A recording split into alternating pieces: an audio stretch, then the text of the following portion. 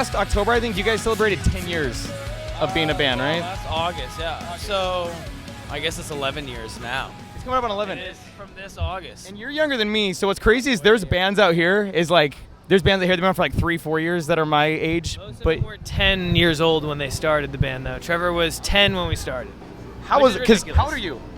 I'm 26. So you're what, 4 years older, 5 years older than? 5 years older than Trevor. I just turned 22. Because I've always wanted to know, how did that come to happen to where you make a band with your 10-year-old brother? I don't really know. It's kind of like I actually started playing drums when we first started like jamming out. And it was kind of like me on drums, Matt would play guitar. We'd learn like a Simple Plan song or a Finch song or whatever it was, and then it kind of just went from there, I guess. I started playing guitar, and then kind of everyone followed. Trevor jammed on drums. Woody, our He's calling you a poser. Yeah. He's straight up poser. he's a classic little brother. Big bro starts playing guitar. Little bro starts playing something else. Drums. What point did But you Woody end up? was involved back then too. Our bass player now. So Woody just picked up a bass, and so we all started like jamming. Trevor started on drums, and somehow just one day started. I think our other friends started playing drums, and then Trevor just started like screaming and singing. I was gonna say, how did it go from Finch and Simple Plan covers or whatever to, oh shit, wait, awkward moment where a car comes up behind your interview? I've actually got run over by a car once, so I'd rather not again. Yeah. You got run over by a car? He did it. And I was the driver. Here is the scar from it. Wait, holy crap, when did that happen? When I was 12 years old. Oh, so it was some band tension, I'm guessing. You're like, yo, bro. This is how. It was a bad accident. It was just dumb. I was literally driving like this fast up our driveway. We had a bunch of friends over. Trevor kind of trying to show off in front of his friends. Typical 12-year-old. Typical 12-year-old, dude. It would have been a funny joke. He like rolled on the car like, oh no, you just hit me, like as a joke. But then he rolled off the side, and I was going so slow, the tire just That pinched. would have been right after you started driving.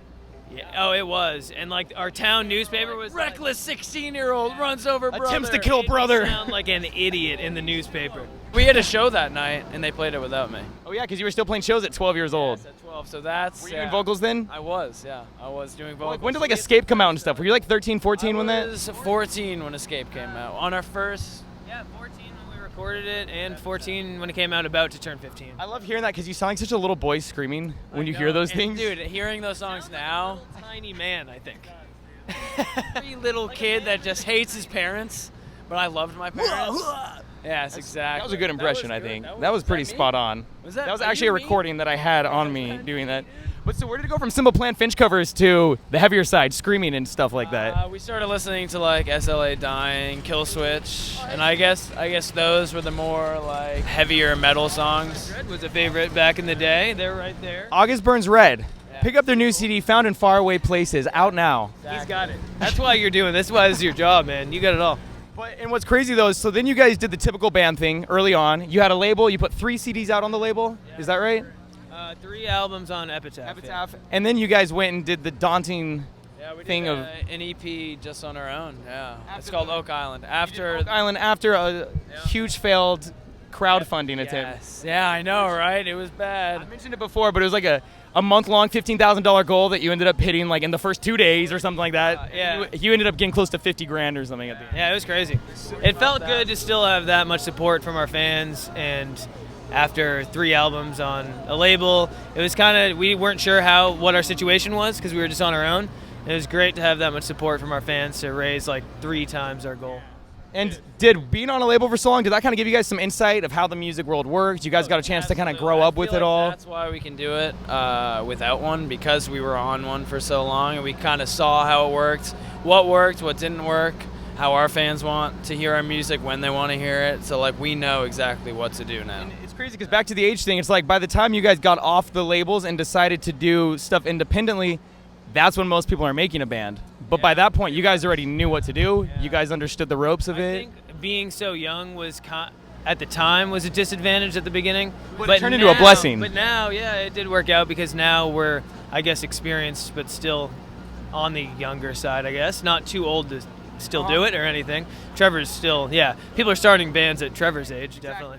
Yeah. And so when you first did Oak Island, then you did Oak Island Acoustic, but now you released your first full-length album, Younger Dreams, since you guys have been independent. Yep. So what was that like for you guys? Was that kind of a big deal? Okay, we're actually hitting the full. Yeah, of course. Especially after an EP, there's a lot of pressure when you're doing your first like full length after that. So, I mean, we worked hard on it for a long time, like 4 or 5 months. All recorded yourselves, correct? You guys ourselves. So we like wrote and recorded it all in one like 4-month span, which is kind of weird. We've never done something like that. Usually we'll record and demo and have all our songs finished and then go record. It was like we were like all doing it all at the same time because we had 4 months to finish something and we only had a minimal amount of stuff actually written.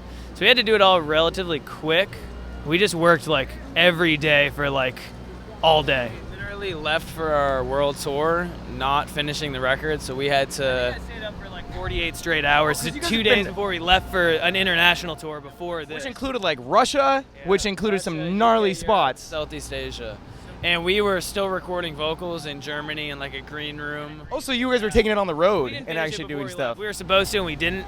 So I Finished it a week before it came out, before it was released. We finished songs that we did the video. Wasn't Oak Island acoustic very similar to that? Because I think that's like when we last spoke. And That's like our thing, dude. It's like, oh shit, it comes out next week.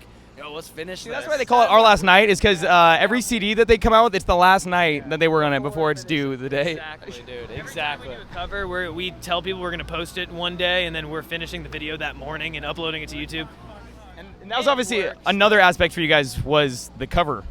The cover aspect of stuff. Once you guys came out with Skyfall, it was kind of like you guys set yourself up for some damn good covers. We had no after that. idea what to expect. Our manager actually like not forced us, but like told us to like try and cover. And there were a lot of people on YouTube just doing covers, having a lot of success with it. So him being a manager, he saw that, he's like, oh, these people are killing it doing this. He thought we could do a great job at it. And it worked. Yeah, and we were kind of like iffy about it. Set it off. Hey! And we love everybody. How are you guys And doing? this is how we roll. Warm Tour 2015. Are you guys doing an interview right now? Yeah, with the newest member of Set It Off. Last crazy night. Yes. Yes. Here he is. Just to be serious for 1 minute. Cody got very tan on Warped Tour this summer. Cody spent every hour of the day out in the sun on Warped Tour, so here he is right now. This is the new Cody. Hello, everybody. new and My name is improved Cody Cody. Carson, and I am the new member of Set It Out. Have a good night, guys. Thanks. And obviously, when you guys came out with Age of Ignorance, that was kind of a changing turn where you started to sing and stuff, which has carried over to nowadays. And just kind of when bands change their sound from time to time, the response can be hit or miss. What's that been like for you guys? Because you guys have been pretty consistent with kind of having a diverse sound with all of your stuff that's coming out. Yeah. I think that was the most dramatic change when we did Age of Ignorance. And I'm sure some people didn't like it and some people did like it and we gained new fans. That's just what you hope. You hope to, I mean, you know you're going to lose some because it's a new transition to the covers, I feel like, though. Because with the covers, it was I think a much cleaner sound. Like, find the sound we have right now. did writing those commercial hits, kind of like radio, like songs that were kind of built for radio, did that kind of help you guys, the song structuring at all? To kind of. So I think when you are dealing with a lot of those songs are the best songs in the world at the moment because they're top 40 You songs. played so many of them now. Yeah, so we had to, I mean, when we cover them, we have to learn every little tiny aspect of it because we try to include every little melody that's on a synth or like every vocal harmony we try to include in our cover and still pay tribute to how great the song is while making bringing your our own. Yeah, so we definitely learned a lot about songwriting, and it's cool arrangement practice because you're taking a song like, say, Stay by Rihanna. We did that one. That's just piano and vocals. So basically we're sitting there, all right, we have this song already written. How can we make a cool arrangement with the drums and guitars? bands It's like come in on this. It's like a practice of a specific skill. That's really cool. It's almost, we write some songs like that now where we'll write just the basic part of the song and then build it after we have it written, kind of like the covers. Some of the catchiest damn choruses too now you guys are putting out there. I just like walk by, I'll just be like, whoa, whoa, oh. And I'm like, okay, that's in my head for the rest of the day now. I'm like, there we go. But you guys are on Warped Tour now. Yes. And it's about time because it's your first Warped Tour. Had you played a few Warped Tour shows before then ever? 2010 we did a week on the West Coast actually, and then we've just played like Boston Warped Tour, like on the kind of local stage, I guess. The woods a little bit. You remember in Mansfield? Oh yeah, that's where State Champs did a music video on that stage, if you guys ever saw that. I think they did, yeah. So we played there once, and literally that's probably 7 Warp dates total before this tour. So how's it feel to finally be on the full thing? It's about damn It's time. Fucking awesome, and I love Warped Tour. I'm sad it's ending tomorrow. I'm not gonna lie. It goes by quick once it's done. dude.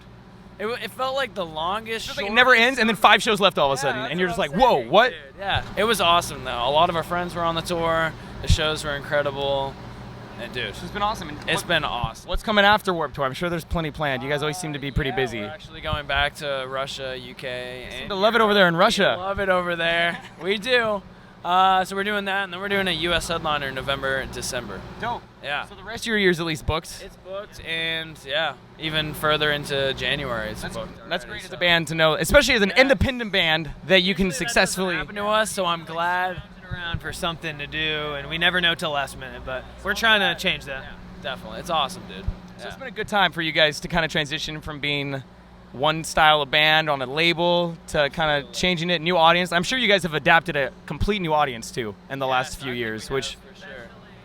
I think with the covers, exactly. I think that opened up a lot of new fans. Yeah, that's a lot of people will search Katy Perry or Justin Timberlake, and One then of the top and they come results across of the us, and they've never heard a band of this Warped Tour style. So I feel like we get a lot of fans at our signings and at our sets that like don't normally go to shows, and like I've talked to a bunch of kids. They're like, "Oh, this is my first concert ever," or like it's sometimes a family. The whole family will like watch our covers together, and like they'll bring like they're just not necessarily people that you would normally find at an event like Warped Tour, and it's cool to have people come out and have it be like their first show, and maybe we introduce them to a bunch of other bands. And we're not necessarily the biggest band on the tour, but I think we have a lot of fans that maybe wouldn't come otherwise. If it wasn't for covers, for From example. those covers, yeah. Which, being as a band, I'm sure that's one of the best things you can want is the ability to hook new people, and that you wouldn't even typically get. It's like the new radio, pretty much. So that's the best way to gain new fans and get videos to spread around. Social media, it's all made it so accessible for bands to be independent now. Which and then is fucking awesome, dude. It's great. Yeah. you guys planning on writing anything else, or is it kind of a downtime for now since the new CD is We're out? gonna take 2 months off of just doing nothing except hanging out with our families and and just relax for a bit. Yeah.